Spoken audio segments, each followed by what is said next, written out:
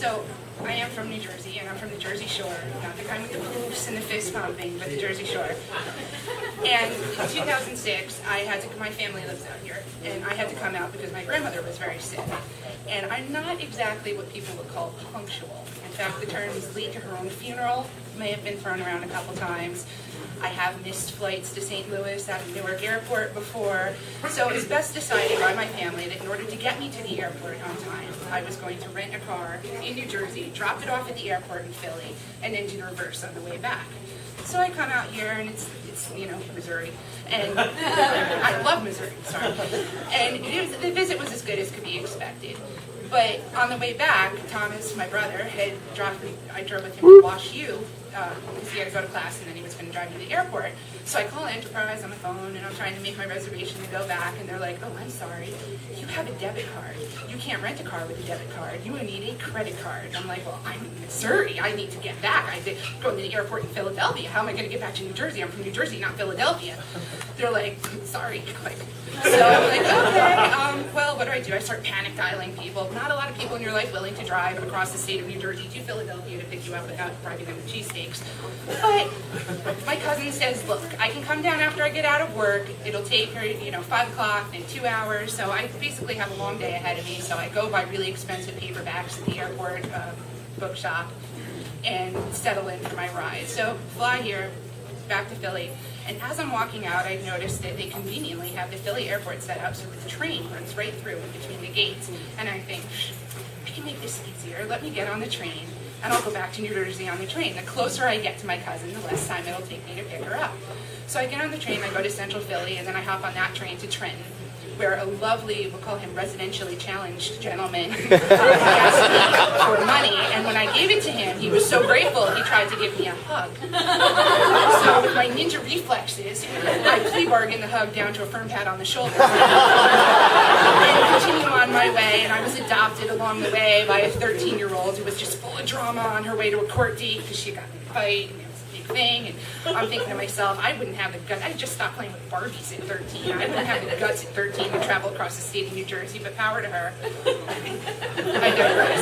So now here's where the mistake sets in, is now I'm getting ballsy. And I'm like, I've done this. I'm like, Kerouac, I'm on the road, I can handle this. I'm taking a train, I'm going to do this, I'm going to go home. I canceled my cousin. My boyfriend offers to come pick me up. I'm like, I've got this. And just about that time, I was a smoker back then. I decided I'm going to light up my cigarette. I'm smoking, I'm waiting on the platform in Broadway, home of the state prison. And I'm waiting, for the next train to come to carry me on my journey back to New Jersey. And somebody says to me, can I have a light? And you don't think, you just stick out your lighter, they light their cigarette. And I'm like, I don't think I just lit a cigarette. And he's all like, hey girl, you're so beautiful, I'd stop dealing drugs for you. And part of me was really flattered. The logical part of me says I should probably not talk to this individual. So I say, thank you very much, and have a nice day. So I kind of step over here, and he starts singing. Girl, you're so beautiful, girl. Girl, I want to be with you, girl, girl. And it's getting progressively louder and louder. Girl, yeah, we'll be together, we'll make babies, girl, girl. And now people are just watching this atrocity, and they've stepped back, and I'm alone on the platform with my toking individual, and he's just singing at the top of his lungs, and I'm like, someone help me. My cell phone is dead, and I'm making pretend phone calls to people, thinking it might put him off. I walk over here, he follows me. I walk over there, he's there. I don't know what to do, and people are just like, it's funny because it's not me. So this goes on and on for like 20 minutes, and finally he kind of settled down, and now I'm in a casual conversation with him just please stop singing, I don't care, I'll just talk to you, just anything. So the train rolls in, and I'm like, no, you get on, it's okay, we don't have to sit together, even though we're engaged now, it's fine.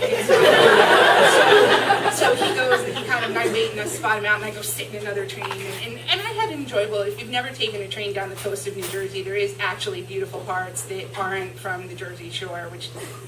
Anyhow, so we get into the next train stop, is the second to last train stop, and I'm back on my Kerouac thing, and I've gotten this, and I get out of the train stop, and we're waiting for the next train to pull in, and all of a sudden I hear, there's my woman! And I'm like, ah! So I dive down into the train.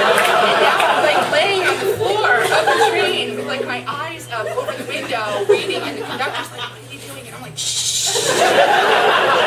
and he waited, and he kind of like disappeared into the night, and I'm like, I hope that's not the only marriage proposal I ever get. And so 13 hours, 5 trains, 1 plane, 1 automobile later, I got home, and I'm sorry, but I haven't taken public transportation since.